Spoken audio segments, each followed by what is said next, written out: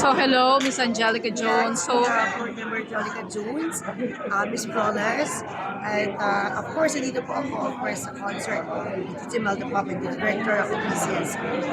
yeah, so yeah, of course this is a very happy event. And ano yung favorite number mo sa kay Imelda Papin sa concert Actually, kanina? ang favorite song ko na kinakanta niya, Uliligaya ka sa iba, Uliligaya ka at isang libong pag-ibig. Kasi yun kasi yung favorite song ko, yung isang libong pag-ibig. At dinuduit namin yun.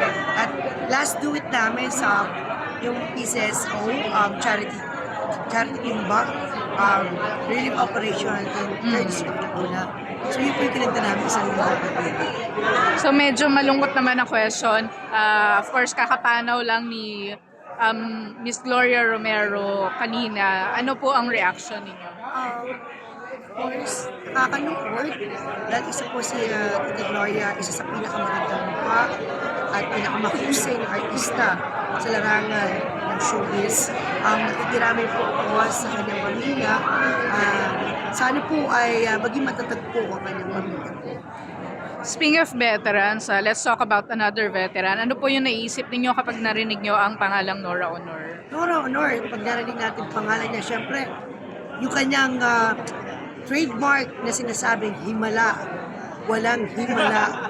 So, marami siyang pelikula na tumatak sa puso ng masa. At kumbaga, naging isang superstar si Miss Nora Honor. So aside from Himala, may napanood ba kayo or nagustuhan kayo? It's a floor contemplation which is from San Pablo sa distrito ko. Siyang gumanap na floor mula sa barangay Concepcion sa San Pablo City. So talagang inabangan ko yun at napakahusay ng artista. So last na, speak of San Pablo, can you promote, of course, the San Pablo? Alam ko, yung festival is not yet done, di ba, for 2025? Actually, kinatapos na. Kakatapos lang ba? Last January 15. Parang maaga.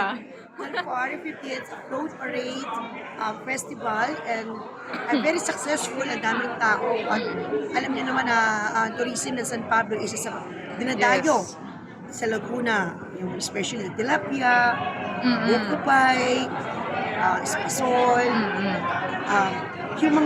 yung Seven Lakes. Actually, ako yung tumawag ng tourism, chairman ng tourism, board member ako. Ako dapat pala kinontak na nagko-cover akong festivals. Yung time ko pang board member ako, chairman ng tourism, pinagsushoot namin ng libre sa Laguna.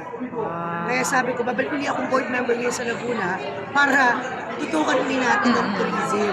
Para ma-promote po natin lahat ng lugar at magagandang pagkain, masasarap na pagkain, magagandang lugar sa lalawigan ng Laguna. So last bonus question, yung isang sikat kasi na YouTuber, si Makagago, taga San Pablo, nag-meet ba kayo ever?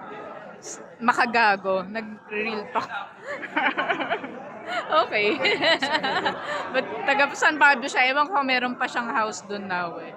Pero tubong, yeah. Yeah, thank you.